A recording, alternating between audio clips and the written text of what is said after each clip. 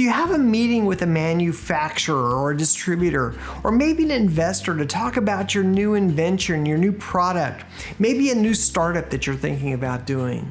But wait, there's no written non-disclosure agreement in place. Is there any way possible for you to protect your secret? I share with you a legal hack in this video. I call it the morning after pill, and it's designed to remove the anxiety and the stress of not having a written non-disclosure agreement in place before taking an important business meeting where you disclose secrets. Hi, my name is Carr Ferrell. I'm a Silicon Valley intellectual property attorney. Welcome back to my channel. So what is a non-disclosure agreement? Sometimes we refer to these as NDAs, and I've talked about NDAs in some of my other videos. But an NDA, a non-disclosure agreement, is just a contract. It's a contract between two people or two businesses, two parties, that contains an offer, an acceptance, and an exchange of consideration. The consideration just means value. One party has given value to the other, and the other party has given some value back. In terms of an NDA, the promise is, I'll keep your secret if you'll keep my secret.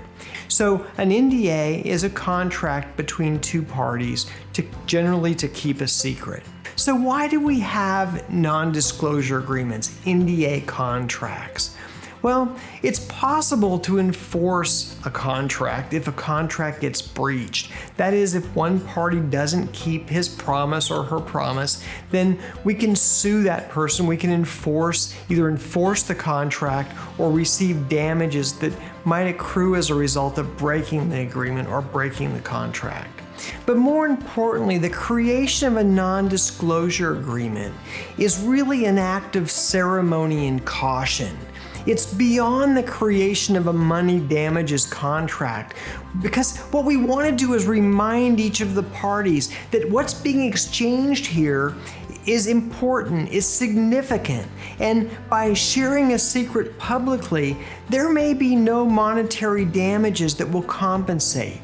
We really want to remind each other that these secrets should not appear on Facebook or on a billboard on the nearest freeway. What's being exchanged in a non-disclosure agreement is private. Now, as part of this cautionary ceremony, non-disclosure agreements are typically in writing. We prefer written contracts, but they don't necessarily need to be in writing.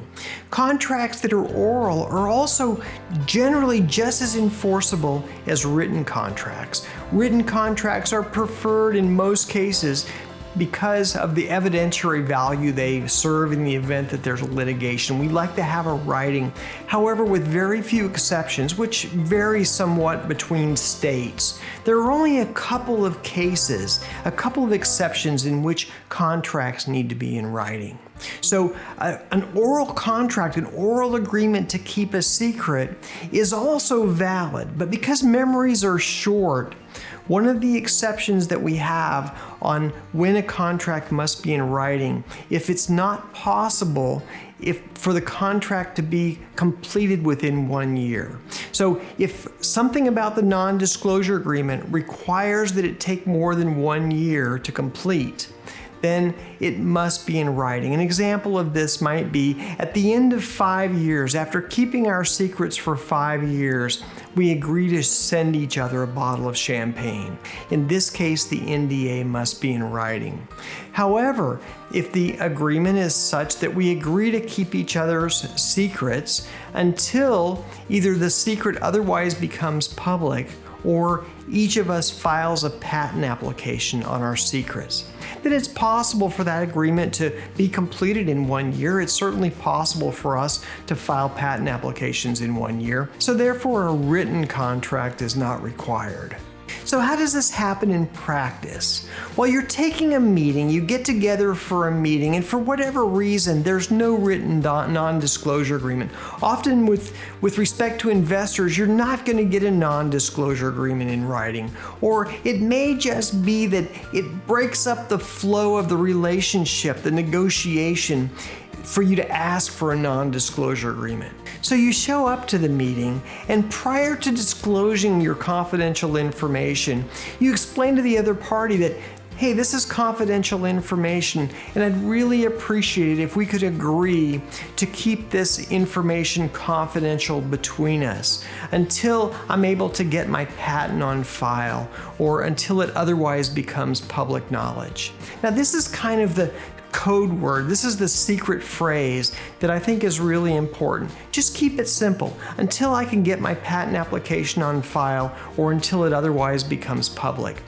Who couldn't agree to this? This just seems like it's such an easy agreement to make. So you have your meeting and everybody leaves, and here's the morning after pill part. The next day, send a thank you note to the other party and say, hey Bill, thank you so much for meeting with me and talking about my new sausage smoker idea. I'm hoping we're able to do something with this in the future together. And in the meantime, I really appreciate your agreeing to keep this sausage smoker invention of mine confidential until such time as I can get a patent on file or it otherwise becomes public. I'm looking forward to seeing you at the Sausage Smoker Conference in Bakersfield, California in a couple of months. Thank you again so much for the meeting. Now you send the email message off, and it's very possible that Bob may write you back and say, hey dude, there's no way I ever agreed to keep your invention secret. But that hardly ever happens. In fact, in my practice, I've never seen an objection to an agreement to keep someone's invention a secret. So you just put the email message away, save it, and it's available in case there's ever a dispute later as to whether an agreement was made to keep your sausage smoker a secret. Now, this has come up in my practice where time has passed and there's either been a disclosure or more often, the other party actually files their own patent application covering my client's disclosed invention. Having the email message in their file serves as evidence that the meeting was held, the information was disclosed, and that there was an agreement to keep the information private. This email message serves as the evidence that a non-disclosure agreement, an oral non-disclosure agreement, was formed. And I call this, again, the morning after pill. Now, I have an exemplary morning after pill letter that I'd be happy to share with you. I'll put a link to it in the description section below. So if you'd like to get a copy of the letter and receive my monthly newsletter, just click on the link below and we'll be happy to send you a copy.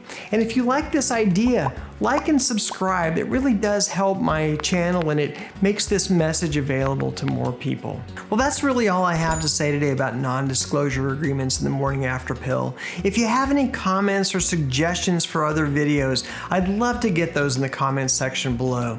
Thank you so much for watching my video and for staying to the end. See you next time.